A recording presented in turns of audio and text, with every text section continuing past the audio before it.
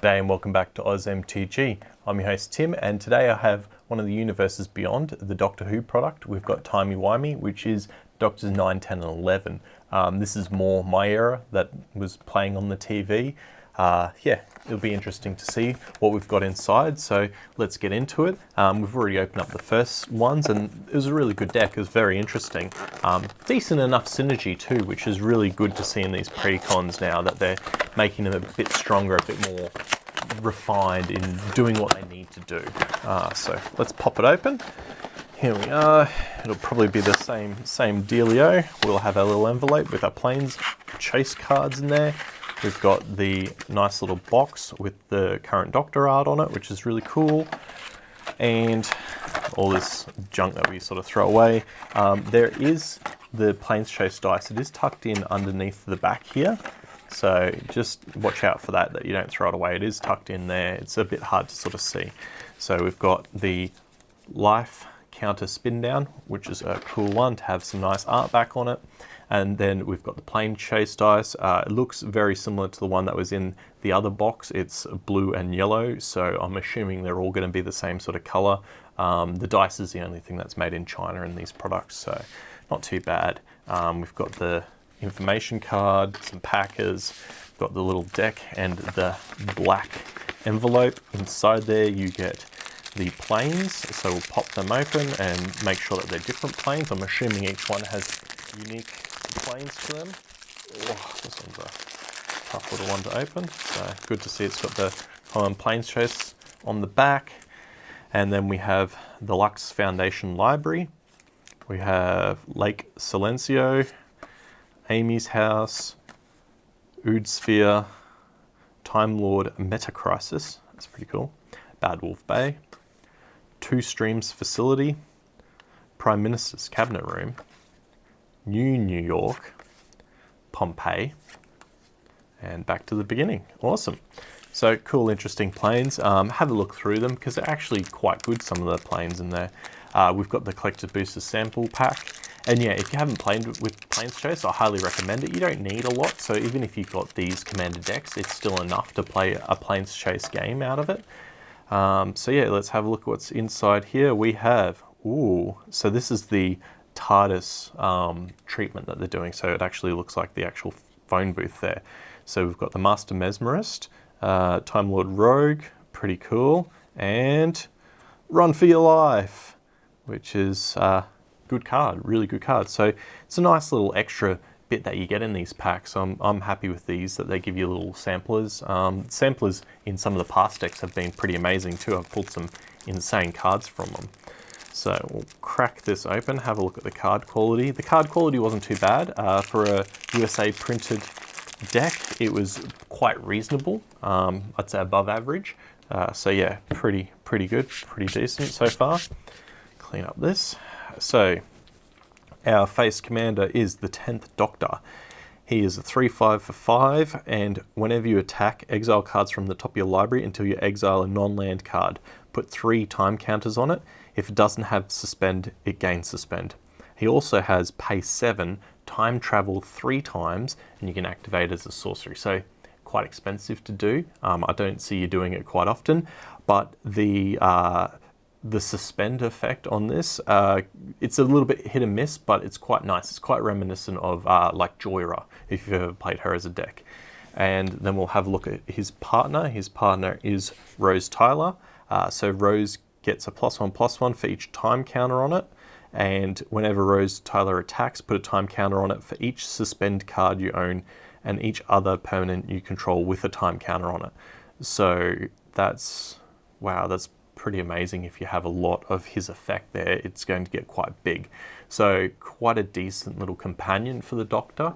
I'm assuming there's going to be a lot of ways to be able to get them through without losing hit creatures, so ways to remove them from combat and stuff like that. So let's jump in and see what we've got. We have Atraxi Warden, an Alien Eye, a 6/6 flyer. When it enters the battlefield, exile up to 1 target tapped creature. Interesting, it's got the suspend on it, so that's probably what you're looking for. I mean, you can exile a creature, which is not too bad, but the suspend, yeah. Wibbly-wobbly, timey-wimey. So 2 mana for a sorcery time travel. So time travel is a new kind of a new mechanic that they've put into this. So for each suspend card you own and each permanent you control with a time counter on it, you may add or remove a time counter. So there was Time Spiral that had a similar sort of effect to it. I think it was like time walking or time something. And also you get draw a card in it. So quite good. You can replace it for 2 and also get the effect that works with your commanders. Then we have Time Beetle, so it's a skulker, so it's very hard to block these things unless you have another skulking creature. It's a 1/1, and whenever it does combat damage to a player, you get to time travel, so you're really trying to tick down those counters from your 10th Doctor when he exiles that top card. So then we have a Star Whale, so it's an 8 mana, 8/8 flying vigilance. Other creatures you control have ward 2, and then you can suspend it too. So I see what they're trying to do with this deck already. They've got some quite high mana costed cards that you can straight away put the 3 time counters on it. Also, a lot of these have that synergy because you can suspend them as well, and then ways to pull them off. So it's very much time counter manipulation and also putting creatures in. So you could do like this guy with some crazy ass Eldrazi, massive creatures, and then remove them as well. So one interesting thing to note, if you haven't played with suspend as well, if it's a creature, when the last counter is removed and it's cast, it actually comes in with haste. So these creatures give you a lot more value too. This is a thing that can catch a lot of people off guard, and it's why things with like Annihilator, like big Eldrazi's, work so well with suspend. So we'll keep going and see what's in here. We'll have Sibylline Soothsayer, Human Warlock. When it enters the battlefield, reveal cards from the top of your library until you reveal a non-land card with mana value 3 or greater. You exile it with 3 time counters on it. If it doesn't have suspend, it gains suspend. So similar sort of thing to the 10th Doctor. But one off. You got a 7 mana 8/8, so big creature, interesting. Suspend. We've got Psychic Paper, so 2 mana. When it becomes attached to a creature, choose a creature card name and a creature type. Equipped creature has ward 1 and it can't be blocked, and its name and creature are the last chosen name and creature type. Interesting, but the can't be blocked is probably the best part about this card, especially for Rose Tyler if you're putting a lot of time counters and pumping it. We've got the TARDIS again, which is a really cool card. Really nice to have in here. The Sonic Screwdriver, which gives you unblockable as well and a few interesting effects. We've got our Mana Base, Arcane Ring, Soul Signet, Clock Spinning. So this was one I'm pretty sure is Time Spiral. So choose target permanent or suspend card, remove that counter from that permanent or put another one on it. And you can buy it back too. So really good in this deck, and some really cool art. We've got the Thought Vessel, Mind Stone, that's mad. Talisman of Creativity, I love even the blue and the red. They've put it in the colors. Lightning Greaves, great. Probably not as impactful in this one, especially with the creatures getting haste from being suspended, but still great evasion. Swiftfoot Boots, I'd probably go more for Rose because you want to be able to target her with abilities like Can't Be Blocked, but still, yeah, pretty decent. Talisman, we've got Evolving Wilds, it's a 3-colored deck, so being able to mana fix is quite good. Wilfred Mott, at the beginning of the upkeep, put a time counter on him, then look at the top X cards, where X is the number of time counters on him. You can put a non-land permanent with mana value 3 or less from among them onto the battlefield, put the rest of the bottom in a random order. So yeah, interesting, putting time counters on him to get more effects. So it's kind of the opposite of what you usually do with your time counters. Usually you want to remove them from your suspend cards to get them out quicker. This is getting benefits from putting them on, kind of like Rose. Then we've got Everyone Lives. This is such a good card. This is what you'll be buying these decks for. 2 mana. All creatures gain hexproof indestructible until the end of the turn. Players gain hexproof until the end of the turn. Players can't lose life this turn, and players can't lose the game or win the game this turn. So in CDH, I could see this being an amazing card to shut people down. I think this is probably going to be the most expensive card in this deck, and people will be chasing it like crazy. Everything Comes to Dust is a cool card. 10 mana, looks scary, but it's got Convoke. Exile all creatures except those that share a creature type with a creature that convoke this spell, all artifacts and all enchantments. So for some of the ones like Time Lord Doctors, being able to convoke it with that, there's not a lot of Time Lord Doctors in the set, except for these new commander decks, but in Magic the Gathering itself, pretty decent. Then we've got 4 knocks. This is 3 mana with a vanishing. So it's got time counter on it. So at the beginning of your pre-combat main phase, you draw a card. Being able to manipulate this is pretty amazing in this deck. So we've got this artifact. You can choose not to untap it in your untap step. And if you pay to untap another target non-land permanent, it phases out. It can't phase in for as long as this is tapped. And when this leaves the battlefield, it phases back in. So it's kind of a bit of removal. Weird. Doesn't have time counter synergy. I'd probably pop it out and put something else with a bit more synergy in there. We've got the Wedding of Riversong. Draw 2 cards, then you may exile a non-land card from your hand with a number of time counters on it equal to its mana value. Then target opponent does the same. Cards exiled this way that don't have suspend, gain suspend, and time travel. So you're able to get a little bit more benefit out of someone else doing that, which is pretty cool. And also you can then manipulate it with a lot of the cards in this deck too. Adipose Offspring, cool little alien. It's got a merge, and when it enters the battlefield, you create a 2/2 white alien creature token. If it was a merge, you create X, where X is the sacrifice creature's power and toughness. So pretty cool, especially with some of these big boys that you're putting out by suspending them. Yeah, pretty nice. Astrid Peth, when it enters the battlefield, create a food token. When you sacrifice a clue of food, it explores. Doesn't really go with this deck. I'd put something else in there, but could go in in the first deck actually to make tokens. Pretty decent. A Crack in Time, enchantment, vanishing 3, and enters the battlefield, and at the beginning of your pre-combat main phase, exile target creature an opponent controls until this leaves the battlefield. So if you can keep adding time counters to it, basically every single pre-combat main phase you're exiling an opponent's creature, which could be insanely oppressive, especially if you could get multiple copies of this out. Amazing, amazing, amazing, amazing. The Girl in the Fireplace, create a 1/1 white human creature token with vanishing 3 and prevent all damage that would be dealt to this creature. You can create a 2/2 horse creature token with doctors you control have horsemanship. So random. When a creature you control deals combat damage to a player this turn, then time travel. Wow. So all interesting, weird effects, but good. I like it. I'd play it in a lot of decks. Then we've got Martha Jones. When Martha enters the battlefield, you investigate. When you sacrifice a clue, Martha and up to 1 other target creature can't be blocked this turn. So really good to use with Rose. Still with the token synergy though of the other decks. So interesting. You might even want to pop that out and put it in the other deck. Then we've got Nanogene Conversion.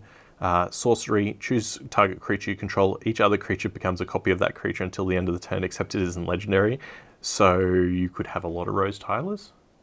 That would work well. But you could use it on a lot of different creatures. So interesting, weird card. I'd probably keep it in. Flesh Duplicate, 2 mana for a 0/0. It can enter the battlefield as a copy of any creature on the battlefield, except it has vanishing 3 if that creature doesn't have vanishing. So yeah, keeping something out there. 2 mana clone effect is really good. Even for an ETB triggered clone effect for 2 is really, really, really cheap. I like it. It's actually got Rebel, which is an old creature type, but could be relevant if it gets a little bit more support. The 11th Hour, search a library for a doctor card, create a food token and a human creature token. With doctors are cheaper to cast, create a token that's a copy of target creature, except it's a legendary alien named Prisoner Zero. Cool, cool little saga. I'm a big fan of sagas. I really like them, and it's nice to see that they're doing some interesting different ones. And then we've got all of history all at once, so you can time travel and you can storm. There's not a lot of storm synergy here. There is some cheap artifacts, so you could probably get a couple of copies out of it. It works with the commander, so I'd keep it in, but I don't think the storm, you're going to be going up to storm counter 10 or anything crazy like that. We've got Donna Noble. So it's got Soul Bond, which means it pairs with the creature when it ETBs, and when it or as another creature is dealt damage that is paired with, Donna deals that much damage to target opponent. So that could be a really cool commander in another deck, and run like wall synergy or ways to make things fight you or attack you. Yeah, weird, interesting. In this deck, odd, but hey, I'd keep it. Amy Pond. We've got partner with Rory Williams. Whenever Amy Pond deals combat damage to a player, choose a suspend card you own and remove that many time counters from it. Okay, cool. So you can pump her up and remove a whole heap of time counters.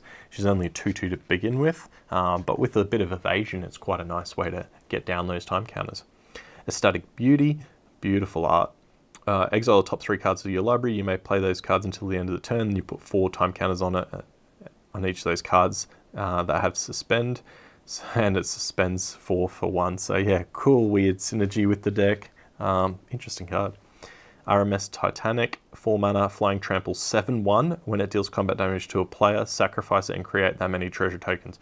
So you've got to get through with this without it dying as well. So yeah, pretty cool little vehicle. I could see it hitting for a lot and doing a lot of damage too. So we've got Coward and Killer. Target creature can't block this turn and becomes a coward. Yeah, awesome. In addition to all other types, and you time travel, or you can pay as well for the Killer portion of this.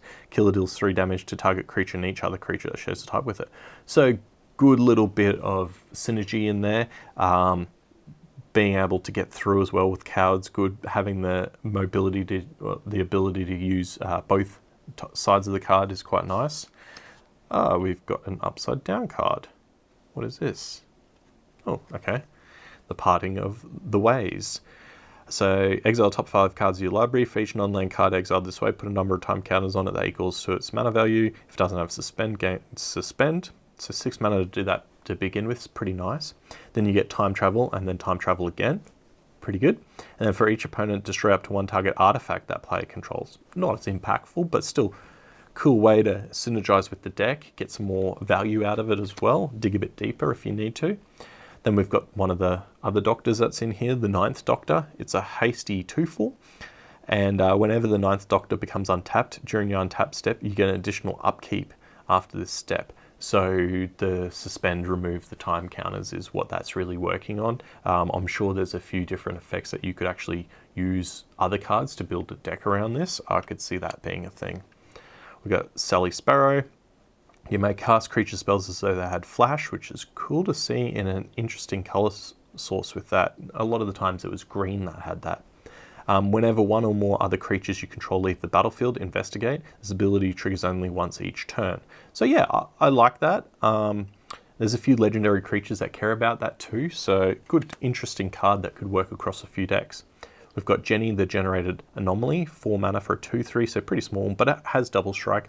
And when Jenny deals combat damage to a player, it explores. So explores Ixalan mechanic might actually become stronger with the new Ixalan coming out, so keep an eye on that one. Then we've got Rory Williams, which was the partner with Amy Pond. First Strike and Lifelink. So 2 mana for a 3/3 with First Strike and Lifelink is just amazing to begin with, and it's a human and a soldier, 2 amazing creature types.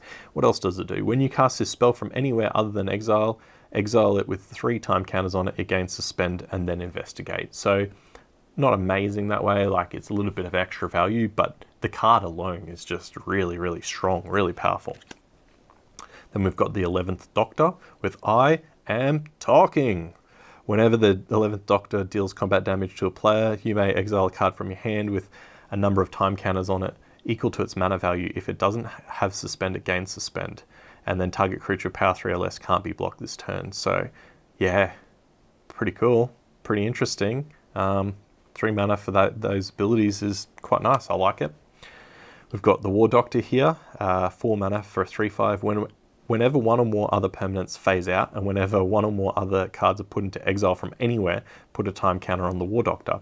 When the War Doctor attacks, it deals damage equal to the number of time counters on it to any target. If a creature would dealt damage so would die this turn, exile it instead.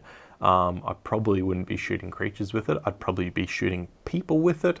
And yeah, there's some really gross stuff you could do with this card. You could do some cool will synergy with things like Rest in Peace to get rid of people's graveyards because you're exiling it.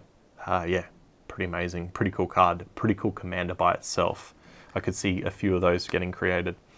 Regeneration's Restored. We've got a 2 mana enchantment with Vanishing 12. Wow. Whenever 1 or more time counters are removed from Regeneration's Restored, scry 1, gain 1. Then if it has no time counters on it, exile it. When you do, take an extra turn. Okay, so there's a reason why there's so many on it. You are gaining 12 life scrying, 12, which is quite nice. But then getting the extra turn is what you're really shooting for. So you're trying to get it down as quickly as possible. We've got Idris, the soul of the TARDIS. So human incarnation, vanishing 3. When Idris, the soul of TARDIS, enters the battlefield, exile another artifact you control. Idris has all the activated and triggered abilities of the exiled card and gets +X, where X is the exiled card's mana value.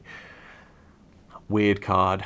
You could make it big by getting rid of big ones, but then it's not really going to attack, because if you want the activated abilities, unless they're paid abilities, not tap abilities.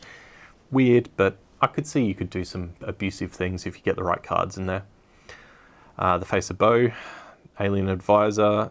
You may cast a spell with Suspend from your hand. If you do, pay its Suspend cost rather than its mana cost to activate as a sorcery. So 0/4 for 4 in this deck. That could be amazing. There's a lot of Suspend cards here. There's a lot of big boy Suspends that you can get and put into this deck too. So yeah, can be a great card. Then Run for Your Life. Awesome. We actually pulled that before the full art one. Good card. Really good ability. Day of the Doctor. Exile cards from the top of your library until you exile a legendary card. You may play that card for as long as Day of the Doctor remains on the battlefield, put the rest in the bottom in a random order, and then choose up to 3 Doctors. You may exile all other creatures. If you do, Day of the Doctor deals 13 damage. So weird board wipe, which you probably won't use as much. I mean, exiling until you hit the legendary card. So 5 mana for 3 legendaries is probably the best part. Worst case scenario, you're going to hurt yourself for 13 to get rid of all other creatures. Okay, so this has 2 different modes, so 6 mana and 3 mana. So it does 4 damage to each creature. If a creature dealt damage to say would die, exiled instead.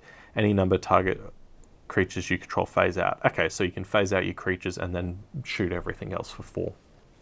Cool card. Dinosaurs on a spaceship, great.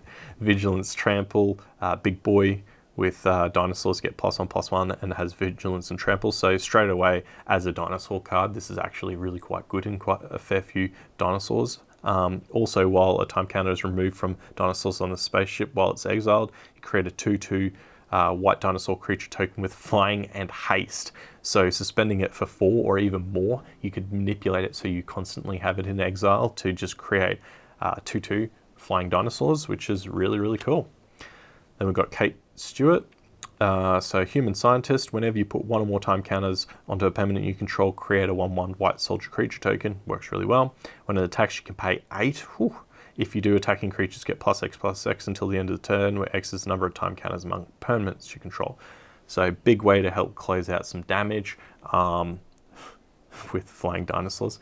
But yeah, it's very expensive. But yeah, good cards still in the deck. Good synergy, which is really nice. Rotating Fireplace, 3 mana. When it enters the battlefield, tapped with a time counter on it, and then you can tap it to amount of colorless equal to the number of time counters on it. You pay 4 and you can time travel. So having a way to time travel is really nice, but really you're looking to get a lot of time counters on it so that you can then tap it for a lot of mana. Then we have the Moment for 2. So legendary artifact at the beginning of upkeep, put a time counter on it.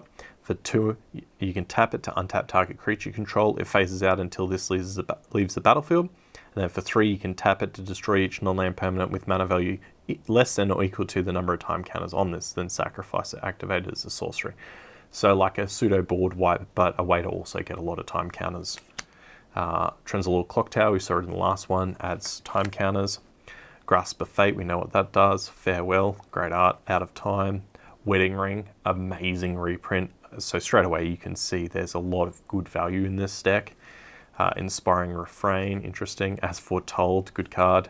Fractured Identity. Then we've got the land cycles. So we've got Port Town, the Temples, Exotic Orchard, Temple, Prairie Stream. Decent little mana base. Not the best, you certainly could fix this up a bit better. War Room's really cool. Sunbait Canyon. But it's a good starting point. They've really been able to reprint a lot of these cards and push the price down to then make it better. Temple of False God, Myriad Landscape, the Thrivings, throw them in the bin. Ominous Cemetery, interesting. Rogue's Passage, great way to get through. And then we've got some nice art again. It looks like the same art, the 10th Doctor itself, and our tokens. So yeah, all in all, I'm actually quite surprised by the looks of it. Like, these are the reprint cards, and these are all new cards. Very, very good set. I really like that they've gone to the effort to put a lot of work into this to make it very thematic and play really well as well. They're very, very well developed. There's certainly ways that you can increase the strength in these, make them a little bit more competitive, but a really good jumping in point if you're just getting into Commander. So thanks for watching, and check us out on the next one. See ya.